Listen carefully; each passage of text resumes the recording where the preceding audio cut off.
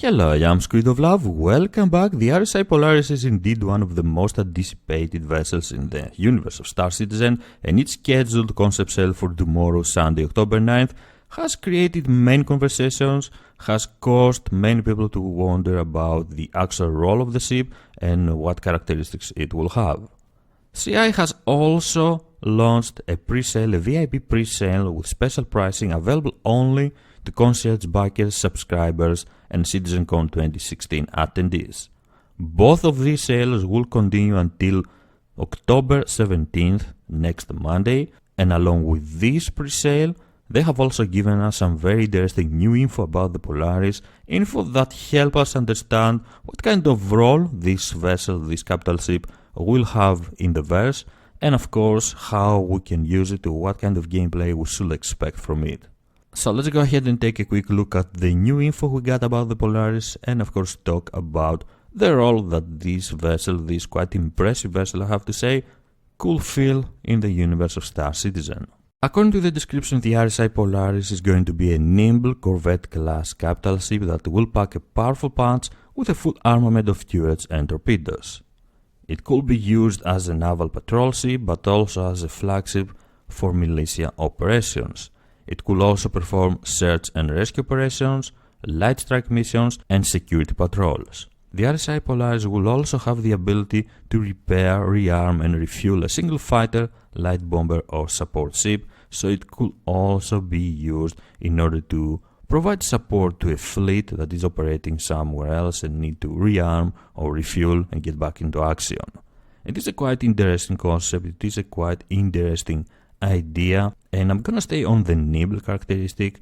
What that tells me, at least this is my personal understanding, is that the Polaris could be used in operations in order to hit and run, get into the action, hit a bigger, slower vessel, bigger, slower capital ship with its torpedoes, and get out of there as fast as possible.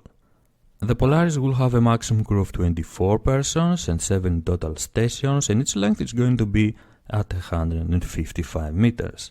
It will have 3 large shields at front, center, and rear, and light armor, possibly because the goal of the Polaris will be to be a nimble capital ship, so it can move around freely and provide support wherever is needed.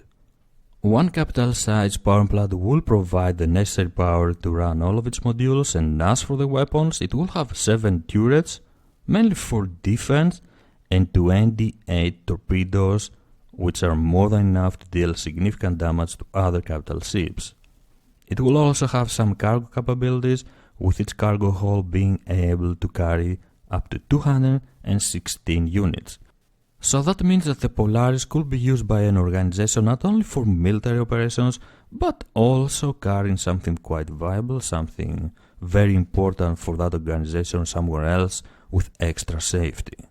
Taking a closer look at the schematics of the RSI Polaris, we can see that some of the turrets will be automated while others will be manned, but we also see some automated missile pods.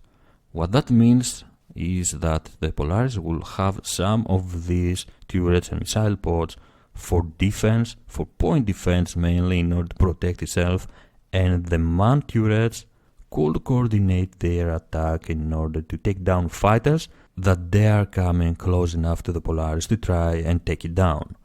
I have to say that I do like the design of the Polaris, I do like how it looks, what we see over here in the pictures and the designs that were released by CI. It is a quite good looking military ship, a quite good looking military design. Although the Polaris is described as a nimble capital ship that can be used in a number of different roles, the most common role I would expect the Polaris to fill is that of the support, providing support to fleets to add some extra firepower, some extra protection whenever you need to go to a certain not so safe area with your organization or with your friends. Because of this, the Polaris could be a cheaper alternative for organizations that cannot afford a bigger capital ship, an Idris or a Javelin perhaps, and it could provide them with the extra firepower they will need. Of course, no matter what we say and what we think about the Polaris now, it is still an idea, it is still a concept that we will have to wait and see it in the verse until we can realize what are the roles that it can fill successfully and what kind of impact it will have in a large-scale combat in the verse. Thank you very much for joining me. If you enjoyed the video, please don't forget to leave a like and subscribe for more. I am SquidofLove and I will see you next time. Bye bye.